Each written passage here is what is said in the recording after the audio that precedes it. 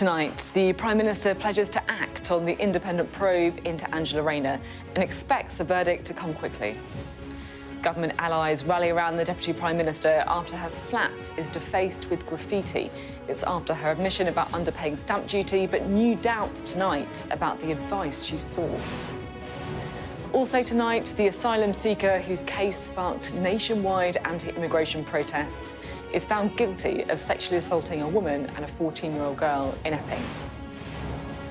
The fake papers securing UK visas will have a special report raising serious questions about the abuse of the immigration system. A major security breach in Parliament after the discovery of a mobile phone planted in the Commons chamber, reportedly part of a prank to play explicit noises during the Prime Minister's questions. Fresh from an Oval Office audience with the President, Nigel Farage jets back to the UK for his party's conference. We'll speak to the US congressman who had a Washington showdown with the Reform leader.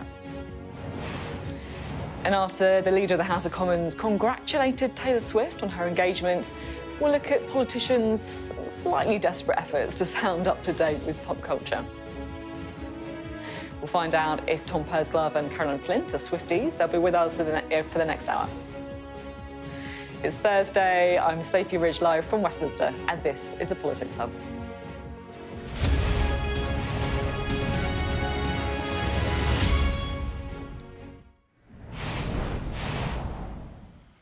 Hello, good evening. Angela Rayner has admitted not paying enough stamp duty on a property in Hove. And right now we're in that slightly strange limbo where a big story's broken, but not much has moved since then, because we're all now waiting for the investigation by the Ministerial Ethics Watchdog, which could report as quickly as tomorrow. And the findings of that investigation will almost certainly decide her political future. I'll admit something to you. I found it actually quite hard to work out who would be good to talk to on this today. Because frankly, you know exactly what everyone's going to say. If you're a supporter of Angela Rayner, then she's acted with integrity, she's done the right thing, the attacks are driven by classism and sexism. If you're a detractor, then she's a hypocrite, she's a sponger. She's got to resign. If she doesn't, she needs to be sacked. The last 24 hours have been such a reflection of our binary politics, which is all about what tribe you belong to, where you've got to pick a side, there's no room for nuance. And it's this tribalism that's led us to a place where politicians are now far more likely to resign over personal matters than over policy. Now, I'm not saying that these personal failings aren't serious. Sometimes they're incredibly serious. But what I'm saying is, when's the last time we saw a minister resign because they failed at their actual job?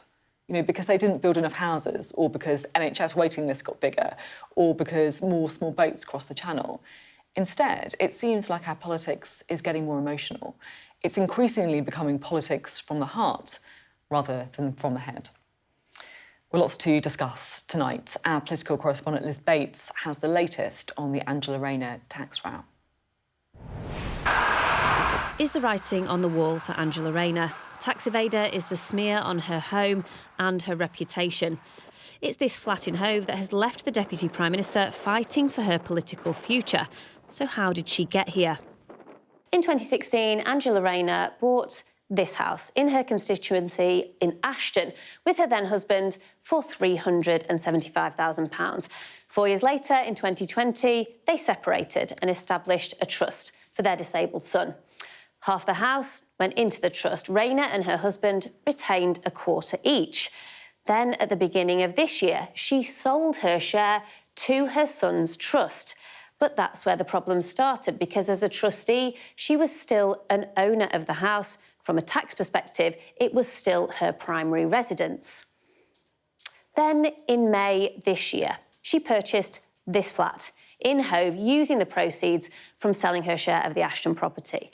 Now, she should have paid the second home rate of stamp duty of £70,000, but she received advice that she could purchase it as her primary residence and pay just £30,000, saving herself £40,000. Fast forward to August, when the Telegraph started asking questions about her tax affairs. On the 29th of August, she took further legal advice. Then, on the 2nd of September, a court order preventing discussion of her tax affairs because they are linked to the trust for her disabled son was lifted. The day after that, she admitted to Sky News political editor Beth Rigby that she hadn't paid enough tax and referred herself to the Standards Advisor. But there are still some unanswered questions. First of all, the advisors. She took a lot of advice from a conveyancing expert and 2 experts on trusts. So why did they all provide incorrect information? And there's also the government's own website, which has a stamp duty calculator that would have given her the correct advice. It's pretty simple. Why didn't she use it? And the big question, of course, was it a genuine mistake, or was she just trying to get away with paying less tax? So what happens next? Well, she has referred herself to the independent ethics advisor, Sir Laurie Magnus, who will investigate and decide whether she has broken the ministerial code. He's not bound by a strict deadline, but we expect the case to be concluded quickly, probably in a matter of days. He will report his findings and provide advice to the Prime Minister, and that advice will be published. Ultimately, though, it's the Prime Minister who will decide whether Angela Rayner remains in office. And finally, she will also have to pay back that £40,000 to HMRC, and she might also be fined an additional £12,000. He's been defending her, but the Prime Minister is also under pressure to say what he knew and when. I knew that she was taking advice. I think there was some further information that was needed. That advice then came through on Wednesday morning, and Angela Rayner referred herself straight away to the independent advisor. Back where it all started, in her constituency of Ashton-under-Lyne, they're not very impressed. I think there's been a bit of a cover-up, to be perfectly honest. You know, she should have known this. She's housing minister, for goodness sake. Do you have any sympathy for her? Yeah, because I'm always trying to cheat, but I never get away with it. That's really bad. I mean, like, this money is taxpayer money. It should be going back to the people. She's meant to represent the people. Essentially, one could argue that's stealing from the people. A lack of support here among those who elected her paints a pretty dismal picture for Angela Rayner, and the outlook for the next few days could be even worse. Liz Bates, Sky News, Westminster. A little bit of breaking news to bring you now, and this is coming from the Daily Mail, who have an interview with Nadine Dorries, the former Conservative minister. She's defecting to reform. She's given an interview to the Daily Mail declaring the Tory party to be dead. They're reporting that after months of secret negotiations, the former Culture Secretary is now joining forces with the Reform leader. So that in the Daily Mail, an article from Nadine Dorries saying that the former Conservative MP, former Culture Secretary Nadine Dorries, defecting to Reform UK on the eve of their party conference. I want to bring in our duo just to get a quick reaction to that. Tom Pursglove, former Conservative Minister, and former Labour Minister Caroline Flint. Tom, is this a surprise? Well, look, Nadine has been quite unhappy for a long period of time. Obviously, she left Parliament before the end of the term, so this doesn't hugely surprise me. I mean, I hate seeing Conservative colleagues leaving the Conservative fold. I've been in the Conservative Party my entire adult life. It pains me when I see people that I respect and admire. And actually, you know, I would consider Nadine to be a friend. That doesn't change because she's left and joined another party. But I hate seeing this. It's terrible. You ever tempted for Reform yourself? No, because I've, you know, as I say, I've been a lifelong Conservative. She says the Tory party's dead. I don't agree with that. I think that we took a pasting at the election last year. There's no way of presenting it any differently to that. And this is a really difficult process of rebuilding that Kemi is trying to galvanise a team around. What we need to do as a Conservative Party is go back to first principles, reflect on our delivery in government. Where we were successful, we should recognise that. Where we got it wrong, we should say so. But I think what people are actually interested in is real solutions to the problems that they face. And it's incumbent on us, if we want a right-of-centre government, to get our act together and to deliver that, because what I definitely don't want is a Labour government in perpetuity. Caroline, what do you make of this defection? Well, I think Nadine's burnt her bridges with quite a lot of people in the Conservative Party along the way. She is she's a storm of a person and personality. I actually thought that she's a big fan of Boris Johnson. That, she might hang on to see if there was any chance of another Boris Johnson comeback. But maybe she thinks that's just not going to happen. So why doesn't she get on the bandwagon of reform? It's interesting, yeah, big announcement for them ahead of their party conference that's starting as well. Thanks both very much indeed. I just want to return to the story that we have been covering at the top of the programme, because in the last hour, the conveyancer that was used by Angela Rayner has denied giving her any legal advice on tax. I just want to bring you the statement from them. It was given to the Daily Telegraph. The managing director, Joanna Verico, said, "We acted for Miss Rayner when she purchased the flat in Hove. We did not and never have given tax or trust advice. It's something we always refer our clients to an accountant or a tax expert for." She then continues, "We are not an inexperienced firm, but we're not qualified to give advice on trust and tax matters, and we advise clients to seek expert advice on these." Well, our political editor, Beth Rigby, got that exclusive interview with Angela Rayner yesterday, of course, for her Electoral Dysfunction podcast. In the latest edition, the former leader of the Scottish Conservatives, Baroness Davidson, and the former Labour Deputy Leader, Harriet Harman, had their say on Angela Rayner's political future. I feel like Angela Rayner's a massive hypocrite, because she would never let somebody off with the rationale that she's put forward.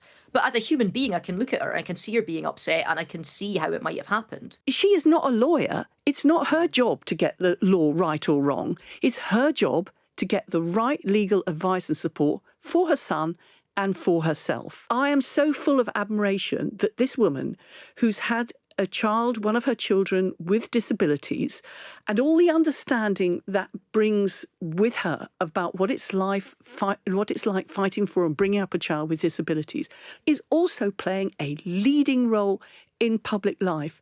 And I'm full of admiration for her for that.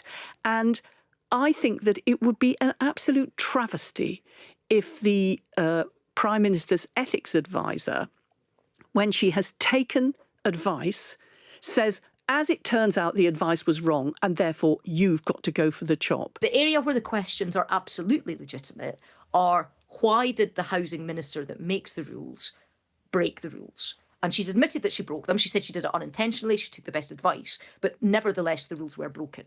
And that is an utterly legitimate question, and that's the kind of crux of all of this. And I guess this comes down to, benefit of the doubt. And I think the fall from your high horse is pretty high if you're the person that's been on the white charger acting to everybody else. And Angela Rayner was that attack dog. Well, let's bring in our duo for this evening again, shall we? We've got Tom and Caroline still with us. Caroline, I'm interested to know what your perspective is on the Angela Rayner row. I think the arrangements she was trying to make through the trust based on, and I didn't know about this at all, in terms of her son being awarded a sum because of what happened to him that had an impact on him being disabled. I knew nothing about that, but I think the arrangements her and ex-husband made to protect that award and then obviously add to it in terms of what was the family home, so he would have a home for life, is completely commendable and understandable that you would try to do that as parents, given that your children often outlive you in those circumstances. I think the challenge here for Angela is, and also for Keir Starmer, is, I will take, what she said, that she sought advice, she did ask advice, but there is an investigation going on, and that will be challenged, that will be looked at to see, well, who did you speak to? What information did you give them? Were they actually able to give you those answers? And as from your report, the conveyancing solicitor or whatever has come out and said, well, we didn't have anything to do with that. Then there will be the issue around what HMRC, about whether she has, as a result of her decisions, whatever advice was based on, those decisions were based on, whether she'll be subject to penalties. Yeah. Now, of course, again, all these situations aren't the same. But Angela has come out and, basically called for the highest penalties of resignation for others who've been in situations affecting their tax situation and their finances, as well as parties at Number 10 and everything else. So I think she's an incredible woman. I think her life, her start in life and how she's strong. She's a strong character, and we don't have enough of those in politics, I would say. But fundamentally, at the end of the day, you have to account for yourself in public life, and we shall see. I hope her answers that she's given, I hope they do stand up to the scrutiny from the investigation. But if it doesn't, that presents Keir Starmer with a big challenge here, particularly between the conference season and what he will do there. She is it's a bit like, Tony Blair and John Prescott, Neil Kinnock and Roy Hattersley. Your deputy is that foil to you, and she will be lost if it is the case she has to go. And I hope what she said in terms of her action finds in her favour. But if it doesn't, it won't be over. Yeah, I kind of start the programme saying there hasn't been much kind of nuanced commentary on this, but that felt very nuanced and thoughtful, actually. Tom, I don't know what you think, what your take is. Well, obviously I was in Parliament with Angela and I rather like her. I really admire her and really admire a lot of what she's achieved, actually, and she's had a lot of adversity in her life and overcome that and become Deputy Prime Minister of our country, which actually I think is a real sort of testament to many of her skills and talents. But when an issue intersects with your ministerial brief, which this clearly does, and I think as Caroline has said, she was so strident in opposition about other people resigning, often with sort of summary justice, that sets a very high standard, which others then understandably demand of you when you're in government. In fact, Tony Blair talks about this in his book, about people making much of issues in opposition and then the scrutiny and the challenges that come with government and stuff by the nature of life and times going wrong and then the fallout from that. But I am a bit old-fashioned on this. I do think that there is a proper process and that natural justice should apply. So, to me, you've got the independent advisor. He will be in a much better position than any of us to have all of the facts and all of the workings, all of the information at his disposal, presumably any written advice that was received that sort of underpinned any decisions that Angela took. So for me, rather like I used to say, in order to be really consistent, because I'd come and do interviews like this one when I was in government and I would say that due process ought to be followed, I actually want to be consistent again. Well, right? Yeah, exactly. And these Don't throw things... stones in glass houses. Yeah. No. It's a good proverb. But I think it is important to be consistent. So for me, I think this has got to take its course, all of the facts out there, and then people can take a view when they're in possession of all of that information and the report. Yeah, thanks both. Really interesting to get both your perspectives today. Well, of course, the latest twists and turns in that story is sure to feature in tomorrow's papers. It made a lot of front pages this morning. We'll have our extended press preview from 10:30 this evening with tonight's news and tomorrow's headlines. Joining us will be Conservative Home's Deputy Editor Henry Hill and the New Statesman's Associate Political Editor Rachel Conliffe. An asylum seeker whose case sparked UK-wide anti-immigration protests has been found guilty of sexually assaulting a woman and a 14-year-old girl in Epping. 41-year-old Hadush Gebrselassie Kabatu was residing in the Bell Hotel in Essex, which of course became the centre of a summer of demonstrations against hotels housing asylum seekers. Well, our national correspondent Tom Parmenter joins us now from Epping, where protesters have gathered this evening. Tom, what's happening? Well, this is the case, of course, that ignited those protests that started here in Epping earlier in the summer and spread to towns across the country. That simmering frustration around immigration just really exploded into quite violent scenes, particularly here outside the Bell Hotel, where asylum seekers are still housed. And tonight, another gathering, another protest of around 60 to 70 who have gathered and have actually just marched into the middle of Epping from where we are now, and then in all likelihood will come back again. They have been digesting the news from Chelmsford Magistrates Court today that the case that ignited all of this, the sexual assault of a 14-year-old local girl, well, the man who was accused of that was today found guilty of all 5 counts that he faced. The 14-year-old girl and the young witnesses involved in the case were essentially believed by the district judge who was presiding over the case, and he told Kabatu that he would face a custodial sentence when he passes sentence later this month. And this is an illustration, I think, of just how a small incident can flare into something much bigger.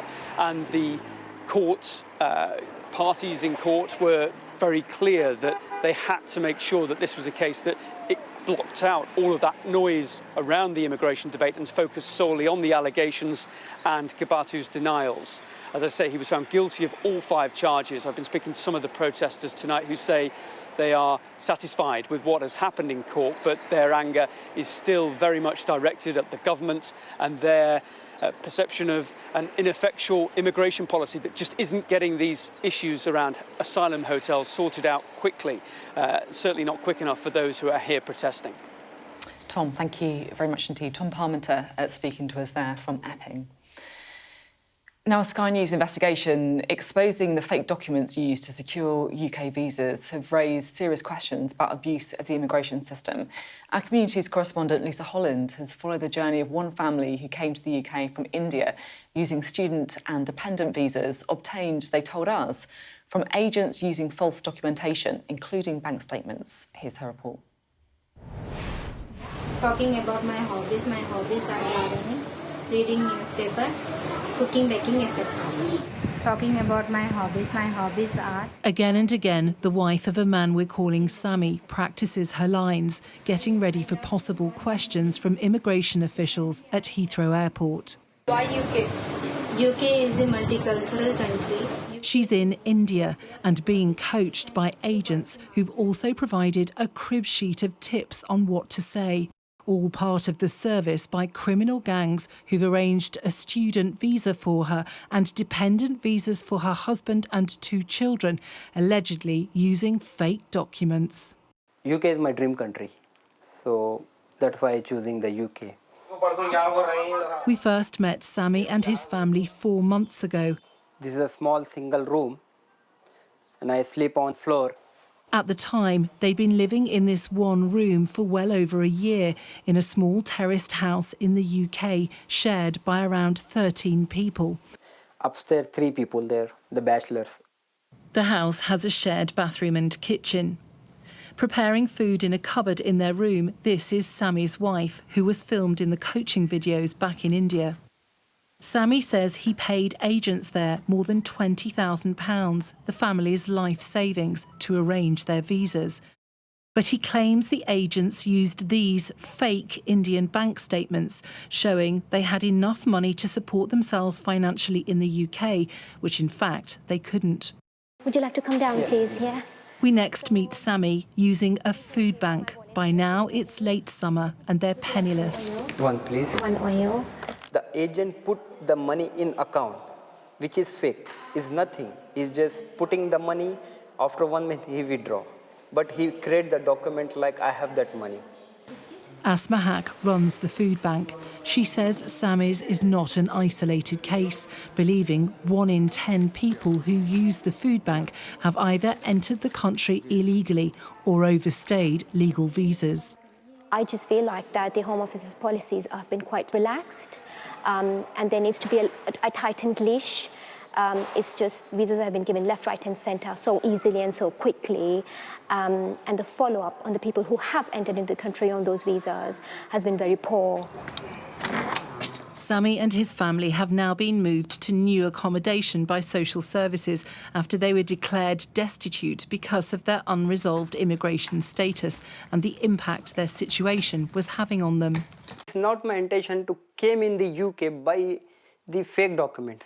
But I have to be honest, if you'd made the application yourself, no, you couldn't have, could you? Because no. You didn't have the money in the bank account. No, I don't have bank account, money in the bank account. I have one. So you would never have got a visa No. had you not used fake documents? No, madam, no.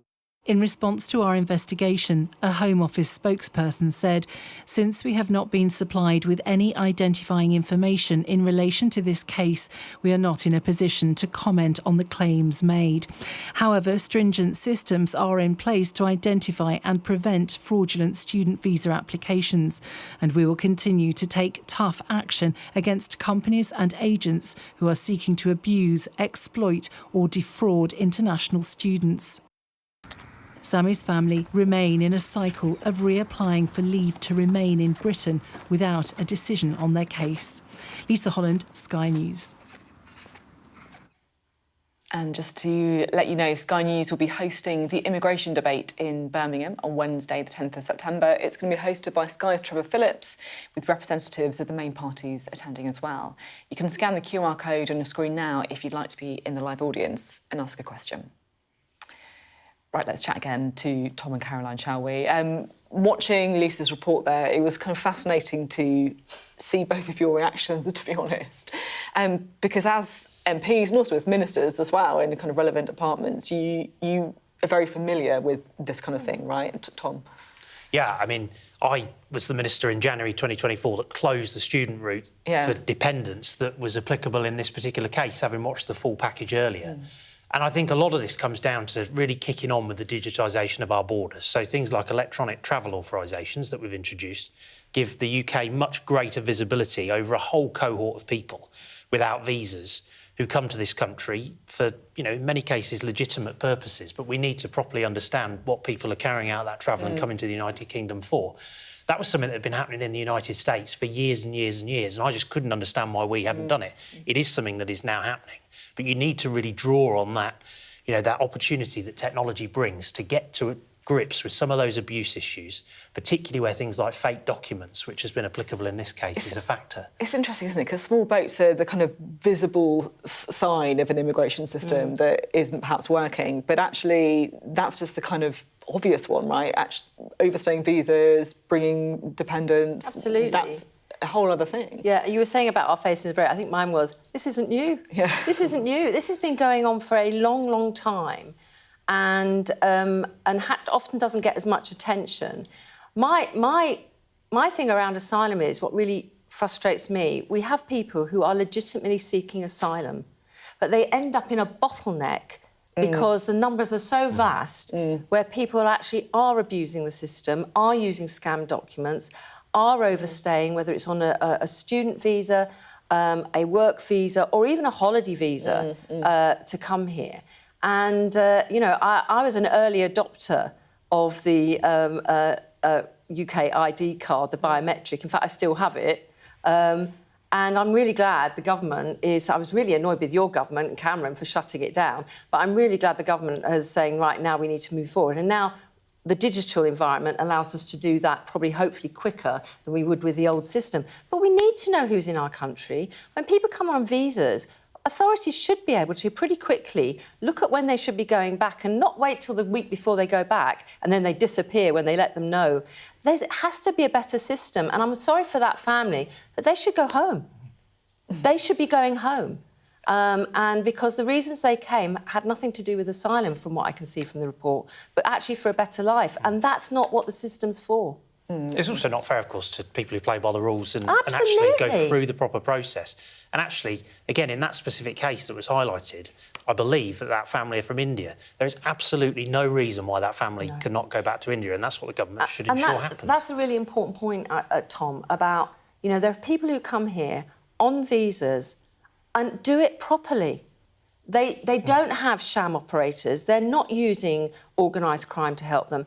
And it gives all of those people who are here on student visas or work visas or coming to see family on holiday visas a really bad name because they're all seen as complicit in this, and that's not true. And that's why we have to root out corruption, root out the organised crime, but also when people aren't telling the truth, then they should face the reality and consequences for that, and that means going home. Really interesting to hear from both of you on this. Thank you very much indeed. You're watching the Politics Hub. Coming up, questions raised over security in Parliament after the discovery of a phone planted in the Commons. It's thought as part of a prank during PMQs. We're going to have the details on that prank next.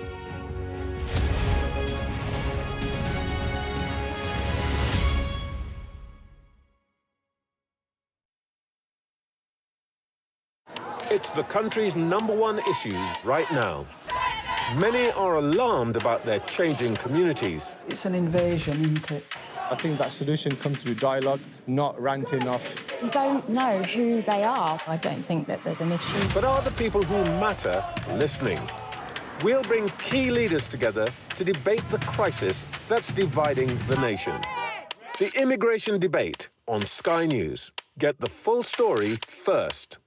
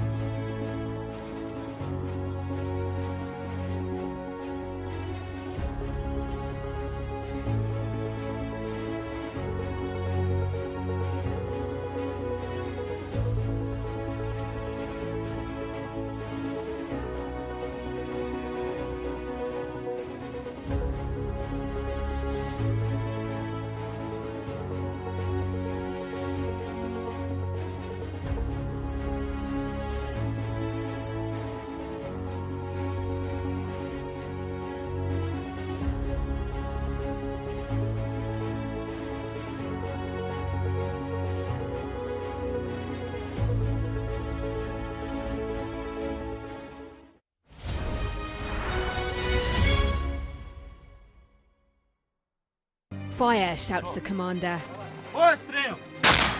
There's a dash to safety. We've now got to wait inside the shelter to see if there is incoming. I'm Deborah Hames, Sky's security and defence editor. Should Russia's war with Ukraine escalate significantly, pilots like these could be called upon to go into combat for real.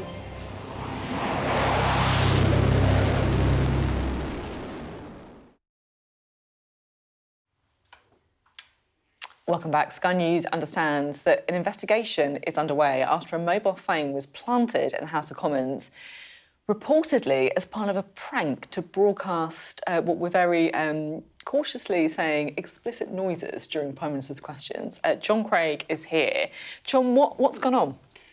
The first thing to say is yesterday was a strike by security staff in Parliament. The PCS, the Public and Commercial Services Union, I saw their picket line. John McDonnell, Diane Abbott and some SNP MPs were there.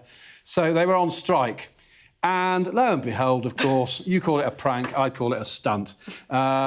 Somebody put a mobile phone sellotaped or taped to underneath the table where the mace is, the dispatch boxes, the microphones, reference books, just in front of where the clerks sit. And it is claimed that there was a timer for it to go off during the clash between Sir Keir Starmer and Kemi Badenoch in PMQs. And what you might call intimate noises, embarrassing noises. Have you heard it? No. Oh, shame. How would I have heard it? I'm just trying to think. Has anybody heard it? It wasn't Johnny planted it. Anyway, How do they know it's intimate Anyway, the noises? sniffer dogs that searched the chamber just before Parliament sits, it sits at 11:30 on a Wednesday, found it. It was taken away by the police, and sure enough, at 12:03 or whenever Kemi Badenoch got up, the noises could be heard. Okay. I mean, I know. But anyway, the House Commons authorities say they're taking it terribly I mean, suppose seriously. it is like serious security Well, if breach. to plant something so could have been close a bomb. Could have been a bomb. the Prime Minister and the Leader of the Opposition and whoever was sat alongside them.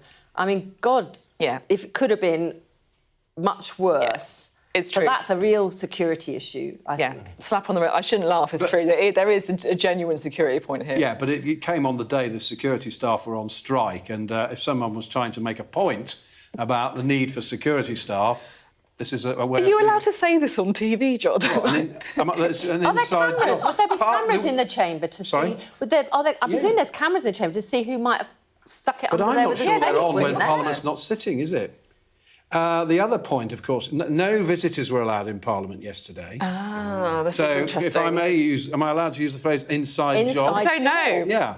I don't know. Oh, well, I'm not sure. to know if there's we're not casting any aspersions here. No, We've but walked perhaps- into a kind of perhaps Poirot somebody episode. sympathetic to the cause of the security staff wanted to make a point. Tom, what do you reckon about all this? Are you concerned about it? Is it a serious security issue? Yeah, I mean, I think, you genuinely don't know what could have been attached to the underside of that table. I mean, that could have been an explosive, and that just doesn't even bear thinking about. So I would imagine that there'll be a lot of consternation on the estate at the moment in terms of how this could possibly have been able to happen.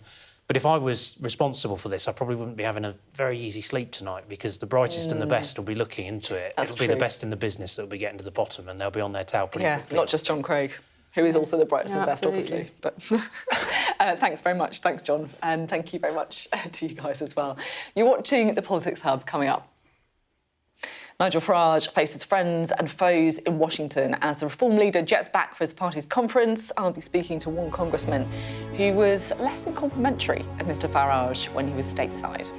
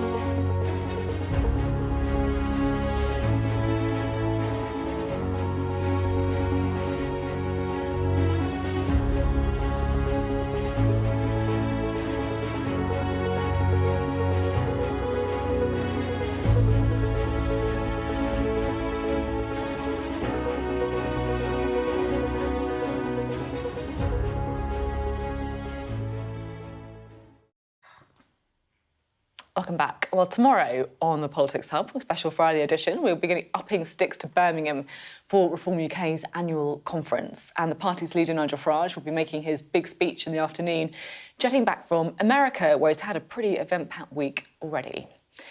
Now, while he was in Washington, he met with his old pal Donald Trump, posting this photo of the pair side by side in the Oval Office. And he also testified before a committee hearing where he criticised the state of free speech in Britain, saying it become North Korea.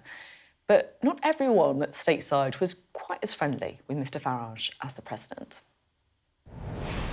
To the people of UK who think this Putin-loving free speech imposter and Trump sycophant will protect freedom in your country, come on over to America and see what Trump and MAGA are doing to destroy our freedom. Well, that was the Democrat Congressman Jamie Raskin there. He joins us live now. Thank you for being with us. I have to say, I've had a lot of people contacting me on social media suggesting getting you on as a guest. You've obviously become a bit of a sensation. How did you find Nigel Farage? Well, I think he found me. Actually, we were over on a tour in Brussels and in London and Dublin, and he met with our delegation and brought some other, similar rightward thinking people. They delivered a presentation for an hour about free speech. The Democrats had a chance for an hour, and 3 minutes into my presentation about the sorry state of freedom of speech in America, where Donald Trump is trampling academic freedom, media freedom, press freedom, personal rights, he exploded and said he wasn't going to sit there and listen to that because we're here to talk about free speech, not Donald Trump. But I'm talking about free speech and Donald Trump. You can, when it's over, the way we do in a free speech conversation, but he couldn't handle it and said he had reserved the room and the room's time was up, and then he called it off, although he proceeded to filibuster for about another 10 or 15 minutes. So that was our first encounter. I objected. He said I was a guest in the country, act like a guest. I said he was a host and he told me I was the most pig-headed person he'd met in his life, and I told him that we had a revolution against people like him. So that was our first introduction. So you got on really well. Special relationship is safe. Yes. So they brought him back to the House Judiciary Committee to liken your country to North Korea, saying that it has essentially become an authoritarian free speech censorship regime. And, so I did some basic cursory research about breaches, for example, calling for the anti-war rallies that he disapproves of. I mean, he feels the very first test of a commitment to free speech, which is whether you can allow people who don't agree with you to have their free speech. But he railed against the police, saying they completely fallen down on the job were Gus because they did not shut down an anti-Gaza war rally. And then when I posed the question to him, why is a free speech advocate, he wouldn't allow other people to rally? He said, well, he would, but that day was very sensitive and tender for him. Now, Armistice Day. And I said, I just said we have the freedom of speech 365 days a year. That's what the freedom of speech is. In other words, someone's free speech always offends somebody else. And if you are going to censor people's speech because someone else is offended or hurt by it, then you don't have free speech. Look, I think a lot of people in the UK would disagree with the characterisation of being like North Korea, right? But there have been a couple of cases, just trying to put the other point of view, where people feel free speech has been curtailed. We had the comedian Graham Linehan being arrested at Heathrow for tweets that he posted about transgender people. Do you think that, I guess, it is fair that some people are alarmed at what they see as an infringement of free speech? Well, look, but we have not treated tweets as incitement to violence, although arguably that was. But, we saw the same kind of thing during January 6th, where people were tweeting incitement, including Donald Trump. And it's not been treated that way. And obviously that is a big lurch forward. But the point is to have some sense of perspective about the whole thing. I read from the Journalists Without Borders description of all the countries in the world. They said that freedom of press and speech was safest in Norway. That was number 1. The bottom was North Korea, 179. UK, I think, was number 20. And America under Donald Trump has fallen a couple of ranks down, and we're now like 57 or 58. So under Donald Trump, we're in no position to be lecturing you about the state of freedom of speech. All of these are complicated questions, and we should have discussion and debate about them and work together as democratic allies to advance free speech. But that's not what his program is. He's allied with the dictators of the world. He said that the political leader he admires most is Vladimir Putin, who jails journalists and his political opponents. And we know Alexei Navalny died in his prison after Putin poisoned him. So we should keep some clarity about who's on the side of the free democratic world and who's on the side of the autocrats. You become a bit of I think it's fair to say, like a social media sensation since taking on Nigel Farage. Do you think, that should be the message to Keir Starmer, that he needs to really, I guess, go for him a little bit more in order to bring him down in the polls? Well, I think something similar exists with Donald Trump. Like when you're on the inside of a society, Trump knows how to navigate different kinds of cultural byways to make it sound like what he's doing is normal. But he is involved in destroying our free democratic institutions as an authoritarian. And a lot of times it's easier to see it from abroad. And I'm very clear-eyed about this Nigel Farage guy. He means no good for your society. And if you were to end up putting him in charge to make Britain great again, you're going down the road of Donald Trump, and that's tariffs and economic dislocation, and it's violation of people's basic civil liberties and freedoms. It's trampling of academic freedom in colleges and universities. It's telling law firms and judges what they can do and cannot do. That's the opposite of freedom. And then just finally, you seemed very well prepared, right? You seemed very well versed in the workings of the United Kingdom when you made your speech against Nigel Farage. Did you get any help from anyone UK side on it? Any research? Well, I know a lot of Anglophiles, and I've got a Shakespeare compendium right by my bed. So, I think that people who seek to be educated, learned people have respect for your society and your culture and what it's really all about. But I would not allow a political fraud like Nigel Farage to represent the people of Great Britain. OK, it's been good to talk. Thank you very much for taking the time. Thank you. You bet. Right, let's chat to Tom and Caroline. Not a fan. I think we can. There's not friendship there, is there? No, exactly. There's no special relationship between him and Nigel Farage. Thank goodness that doesn't extend to our national US and UK relations. But do you think that Keir Starmer needs to take out a leaf out of this guy's book? Look, no, not really. And I'll tell you why. Because, with the greatest respect, that he is a democratic politician. And one of the issues in America is that actually it is incredibly polarised between people who are very pro-Trump or very pro-Democrat. And to that end, you end up in these echo chambers on both sides. And in between that, there are voters who like some of the stuff the Democrats say, but they also like some of the stuff that Trump says. Yeah. And so, we've got to, avoid a situation here where in the middle, if you like, we don't lose out those people who do want to listen, who don't want to just listen to, one sort of truth in debates on our everyday life and what have you. I think what Nigel Farage said about North Korea is absolutely ridiculous. Yes, we've had some incidents, and we'll probably have more incidents where sometimes the law, and as, the Met have said, you set the laws, politicians, we then have to act on them. And as Wes Streeton said this week, very well, I thought, the police should be policing the streets and not the tweets, and I agree with him on that. What's your take? I think that often there's a danger, and I think Caroline touches on this, of almost just dismissing everybody who supports Nigel Farage as being of a particular viewpoint. Lumping everybody together in that way is not a wise thing to do politically. There's also, look at the polls. There's a lot of people. Exactly. Right? Yeah. Look, this a is lot of Labour voters, a lot of Tory voters. Yeah. Who knows? There might be some Green voters who are voting for him as well. I don't know. Well, I mean, it's drawing from everywhere, and this is a mainstream political force. I mean, one of the things that drives me mad is when you see people making daft comments about Nigel's not a constituency MP, he's not committed to his constituency.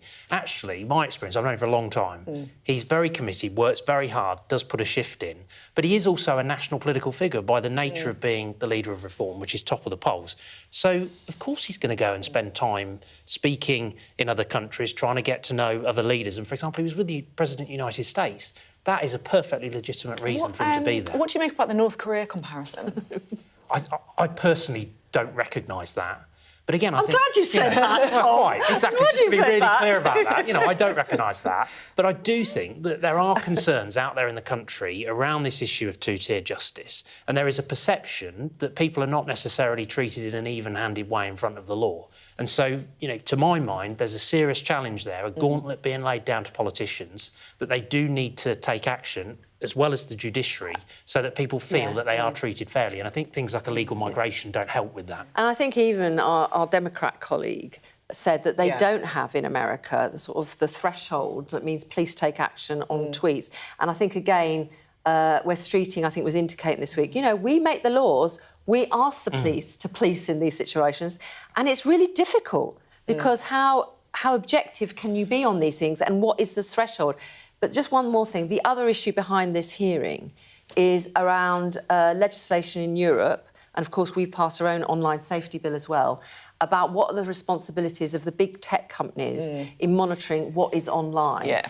Now, of course, I think we would all agree, and I hope Nigel would agree as well, and I think he does, that we need to protect children as well. But what's building up is a defensive reaction from some of those tech bros about, oh, hang on, we don't want to stifle free speech. Nobody wants to stifle free speech, but we want the tech companies to know who these people are. So if they have to take action, they can't hide behind anonymity. It feels a kind of crazy situation where you can't actually block someone properly anymore on X who is like abusing you, but then someone can also get arrested by 5 people for posting a tweet. I mean, It's all out of I don't kilter. understand. But it's why politicians and the like have got to focus on the policy issues and getting to grips with the substance rather than focusing in on the man. And you know, it's not the right approach. Thanks both very much. Well, look, as Reform members descend on Birmingham for their 2-day conference, we are going to be there too. We're going to bring you special coverage tomorrow with Nigel Farage due to give the big keynote speech at 4 p.m. So check that one out. And then, of course, we're going to do a special Politics Hub from Birmingham as well. Still to come on the Politics Hub. With the Commons leader, Lucy Powell, congratulating Taylor Swift on her engagement. We'll be asking why politicians can't seem to shake off, see what you did there, the urge to appear up to date with all things pop culture. Coming up on the UK Tonight from 8, the illegal immigrant whose arrest sparked nationwide protests is convicted of sexual assault. We'll be live at the Bell Hotel in Epping. Plus, a security investigation in Parliament after a phone was discovered in the Commons as part of a prank to play sex noises during PMQs. And the end of an era for Spurs as long-time chairman Daniel Levy steps down. We'll have all the details for you. Well, that's come. Much more on the UK Tonight at 8. People that pod together, they have a little hive brain going on. They've not had a good week. I've had a good week. There's a teaser there, a teaser. OK, nothing to see here. Drama over. Full stop. Anyway, we'll get to that. She will be mortified. Because she's the first female chancellor. I popped upstairs, made myself a cheese sandwich, and now I'm with you. Annalise has come dressed in the magenta of electoral dysfunction. Available wherever you get your podcasts. I'm Mark Stone and I'm Sky's correspondent based here in Washington, D.C. We'd been warned that we would meet people in the lowest moment of their lives. Their story is one of fundamental American failure. Well, a slow drive for the president as he approaches his golf club, but I have to say there are more media here than there are supporters. We love Trump! I've witnessed the remarkable passion for politics here, but the anger too. This is just the audience that Joe Biden wanted. Is this the moment to reform gun laws?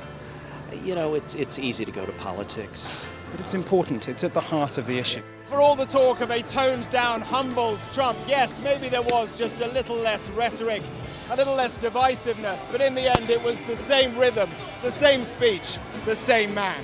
All them people that died in Russia and Ukraine, they'd still be alive today if Donald Trump was president. If it was my wish, Have a businessman that's strong like Trump, but maybe just doesn't say as much, you know? We are under Israeli military restrictions in terms of some of the things that we can film, but it's important to be in there. What we've been allowed to see over here is a humanitarian corridor. Free wherever you get your news. A young American medical student is making remarkable things happen. I've seen a lot of difficult things, and honestly, it breaks my heart. These children don't deserve that. I don't think there's a single Arab I know who isn't seriously disturbed by what's going on. And so they gathered for this wonder of nature. I'm very excited right now. This is an extraordinary moment beyond anything I could have expected. Sky News, get the full story first. Hello, welcome back. Now, last summer, it felt like you couldn't move for mentions of Taylor Swift. She had the tour that it seemed everyone wanted to be at, and of course, many politicians were. And the pop star's name popped up once again today at, of all places, at Business Questions in the House of Commons. Here's what happened. This summer has also been marked by some very happy personal events here in the House. Now, I'm not talking about Taylor Swift's engagement to Travis Kelce, although I'm sure we'll all want to wish them a happy engagement. But we've got our very own power couples. Any excuse for a little Taylor Swift reference? Oh, I mean, presumably Lucy Powers looking for a headline, and no doubt she'll get it. But I have to say, does she really want to remind everybody of Labour's association with Taylor Swift? I don't think that's probably a good idea at all. It's a fair. It's a bit challenging. Fair. I mean, you know, there's a pretty significant Taylor Swift vote out there to go and get, isn't there? Yeah, so, actually, fair play. I mean, many people have weaved a lot of interesting topics into the record over the years, but that's a pretty good effort. You Swiftie? That's big cut through. It's not my taste. But equally, you know, I don't want the Swifties piling on me. So, no, that's true. So exactly, actually, I'm going to be very diplomatic here and think, you know, she's massively talented. She's got great music, but it's not necessarily my flavour. I honestly don't see a British politician... look, when MPs on their constituencies stand up and say, you know, will the honourable gentleman praise my local football team or someone who's done amazing something in their constituency, we all know about that. But having a front bencher get up and say about, you know, and by the way, just want to put in here Taylor Swift getting engaged, I mean, really? Come up with a joke. Come up with a joke at Business Questions. That's what you want. You want real comedy. But of everything said in the House today, that's probably got the most cut through of everything. Yeah. But that's the headline issue, isn't it? Yeah. That's the headline issue. So it's our fault, probably. Yeah, blame me. Well, she gave it to you. She gave it to you. We'll take it. My main issue is there should have been a pun there. Some joke. There's got to be a pun. You know, surely. And that is the joy of the business question. Actually, you know, there is quite a lot of humour in the business question, so you've got to deliver the line. Yeah. It's the lighter side I used to of the love week. it. Yeah. I mean, Angela Eagle actually was very good on it, actually, when she was... They usually have someone who gives them some really good puns and jokes, and it's a bit of a banter either side. Chris Bryant was very good. It's a lighter side of the week. That wasn't in that class. Wasn't Penny Mordaunt... She was good. She was good, brilliant. But she also didn't... There was some story where, wasn't it like some guys in a constituency, like in the Navy or something, and asked if she could get all these like references in the I think comments. there was an issue at one point about that. It was, less said the better. Perhaps. Yeah, I think it was probably not actually mentionable on TV. I think perhaps, but no, it was very good. Any particular puns you want to share? Remember any? No, I can't remember any off the top of my head. Not right now. I'm going to have to go away and think about that and come back to you. They weren't good enough. No, they weren't good enough. Yeah. But the other thing I was saying about, you know, this sort of, we're down with the kids. Yeah. I mean, I don't know, I think Taylor Swift is in their early 30s now, isn't she, or something like that? Am I misjudged that? Yeah, I think she is, yeah. But, there's a little bit of this, you know, aligning ourselves with popular culture and, it, you know, you've got to land it really well to get away with that. But equally, if you don't do that, you get pilloried as a politician. You can't win on these things. Yeah, I think it's all you've got to be authentic, though, right? Because the Prime Minister or leader of the opposition gets asked that and they get pilloried if they don't know. Authentically, you know, what was the last concert you went to see? Yeah, you know, exactly. Happened to be, a very famous band. Yeah, exactly. I went to see the 1975 last year. It was amazing. Loved it. Yeah, I bought my own tickets. Really good. You got your what? I bought my own ticket. I love it. Right, we're about to go off air. Thank you both very much indeed. It's always good to have you on the programme. I'll see you tomorrow from the Reform Conference in Birmingham.